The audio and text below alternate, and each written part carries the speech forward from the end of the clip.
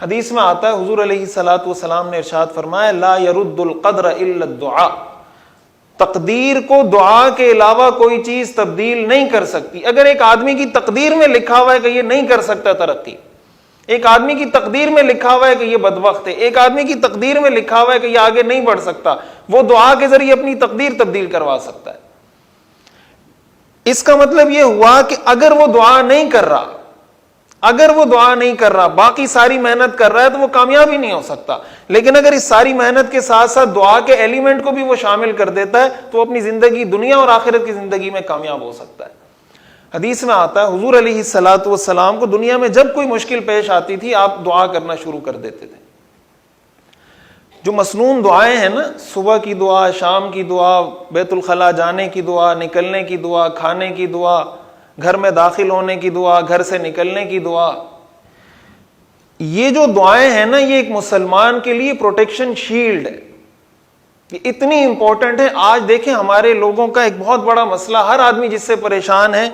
وہ یہی کہہ رہا ہوتا ہے کہ یار میرے گھر میں اثرات ہیں، جنات کے اثرات ہیں، جادو ہو گیا، نظر بد ہو گیا، اس طرح کی چیزوں سے ہر آدمی آج پریشان ہے۔ قرآن حدیث میں ہمیں اس کا بھی سلوشن دیا ہے۔ مثال کے طور پر حضور علیہ الصلوۃ والسلام نے یہ ارشاد فرمایا کہ جس گھر میں گندگی ہو اس میں رحمت کے فرشتے نہیں آتے، جس گھر میں ناپاکی ہو، گندگی ہو، صفائی ستھرائی کا اہتمام نہ ہو، وہاں رحمت کے فرشتے نہیں آتے۔ اللہ کی رحمت وہاں آتی ہے جہاں اللہ کی رحمت کے فرشتے ہوتے ہیں۔ جب رحمت کے فرشتے دور ہوتے ہیں اس کا مطلب اللہ کی رحمت وہاں سے دور ہو گئی۔ اب ہم اس کو دیکھیں کہ ہمارے گھر میں صفائی ستھرائی کا اہتمام کتنا ہے۔ اسی طرح حدیث میں آتا ہے کہ جب انسان واش روم جاتا ہے، بیت الخلاء جاتا ہے، تو جو گندگی کی جگہ ہوتی ہیں یہ شیاطین کی آماجگاہ ہوتی ہیں، شیاطین اور جنات وہاں پہ رہتے ہیں۔ تو آپ نے ہمیں دعا بتائی کہ جب واش روم جانے سے پہلے دعا پڑھ لیں اللہم انی اعوذ بک من الخبث والخبائث۔ اس دعا کا ترجمہ ہے یا اللہ میں آپ کی پناہ مانگتا ہوں نر شیاطین سے اور مادہ شیاطین سے، نر جنات سے اور مادہ جنات سے، ان دونوں سے یا اللہ میں آپ کی پناہ مانگتا ہوں۔ یہ دعا پڑھ کے کوئی آدمی واش روم جاتا ہے تو اللہ اپنے فضل و کرم سے اس کو ان کے برے اثرات سے محفوظ رکھے گا۔ لیکن اگر اس دعا کا اہتمام نہیں کر رہا، اس کا مطلب وہ ایسی جگہ پہ جا رہا ہے جہاں ان لوگوں کی آماجگاہ ہے، اس مخلوق کی آماجگاہ ہے، لیکن اس کے پاس کوئی پروٹیکشن شیلڈ نہیں ہے۔ اب اس دعا کے پڑھنے میں کوئی ٹائم نہیں لگتا۔ یہ جو صبح شام کی دعائیں ہیں، حدیث میں آتا ہے نا کہ جب انسان گھر میں داخل ہوتا ہے اور سلام کرتا ہے اور اللہ کا ذکر کرتا ہے تو شیطان کہتا ہے یہاں تمہارے لیے رہنے کی جگہ نہیں ہے۔ پھر جب وہ کھانا کھانا شروع کرتا ہے اور کھانے پر بھی اللہ کا نام پڑھ لیتا ہے، بسم اللہ پڑھ لیتا ہے، تو شیطان کہتا ہے اس گھر میں تمہیں کھانا بھی نہیں ملے گا۔ اور اگر وہ گھر میں داخل ہو، سلام نہیں کرے، دعا اللہ کا ذکر نہ کرے، جو دعا ہے اس گھر میں داخل ہونے کی نہ پڑھے، شیطان کہتا ہے رات گزارنے کی جگہ مل گئی۔ پھر وہ انتظار کرتا ہے کھانے پر، جب کھانے پر کوئی بسم اللہ نہیں پڑھتا تو شیطان کہتا ہے اس گھر میں تمہیں کھانا بھی مل گیا۔ تو جس آدمی کے ساتھ بیٹھ کر شیطان کھانا کھا رہا ہوگا اس کے کھانے میں برکت کہاں سے آئے گی؟ وہ کھانا جب وہ کھائے گا اس کے دل میں نور کہاں سے آئے گا؟ اس کو عبادت کی توفیق کہاں سے ہوگی؟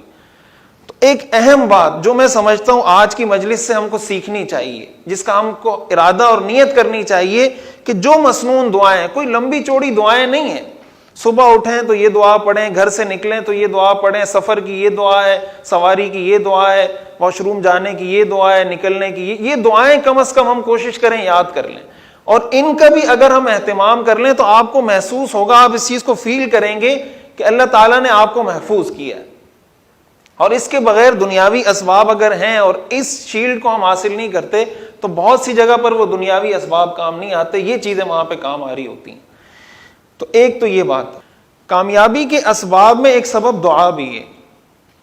کامیابی کے اسباب میں ایک سبب عبادت بھی ہے۔ آپ نے دیکھا ہوگا بہت سے لوگ ڈگریز حاصل کر لیتے ہیں، سیم ڈگری ایک آدمی کے پاس ہے، وہی سیم ڈگری دوسرے آدمی کے پاس ہے، ایک آدمی بہت ترقی کر لیتا ہے، دوسرا آدمی اس ترقی تک نہیں پہنچ پاتا۔ اٹ مینس کہ یہ ڈگری کا میٹر نہیں ہے، اس میں کوئی اور چیز انوالو ہے۔ تو وہ جو انوالومنٹ ہوتی ہے بہت سی چیزوں کی ہوتی ہے، ان چیزوں میں سے دو چیزیں عبادت اور دعا ہے، کہ انسان اپنی ساری محنت کرے، سارے اسباب اختیار کرے، پوری کوشش کرے، پوری کوشش کرنے کے بعد پھر اللہ سے مانگے کہ یا اللہ میں نے ڈگری بھی حاصل کر لی، میں نے پڑھ بھی لیا، اب میری اس ڈگری کو میرے لیے، میری قوم کے لیے، میرے ملک کے لیے، پوری امت کے لیے، پوری انسانیت کے لیے فائدہ مند بنا، کہ میں اس دین اور دنیا کی ترقی کر سکوں۔ جس آدمی کی زندگی میں یہ چیز نہیں ہوتی کہ وہ اپنی دنیا کی محنت تو کر رہا ہوتا ہے لیکن اللہ سے تعلق کمزور ہوتا ہے، تو بہت سی دفعہ ایسا ہوتا ہے کہ وہ اپنی ساری چیزوں میں پرفیکٹ جانے کے باوجود ان چیزوں میں کمی کی وجہ سے پیچھے رہ جاتا ہے۔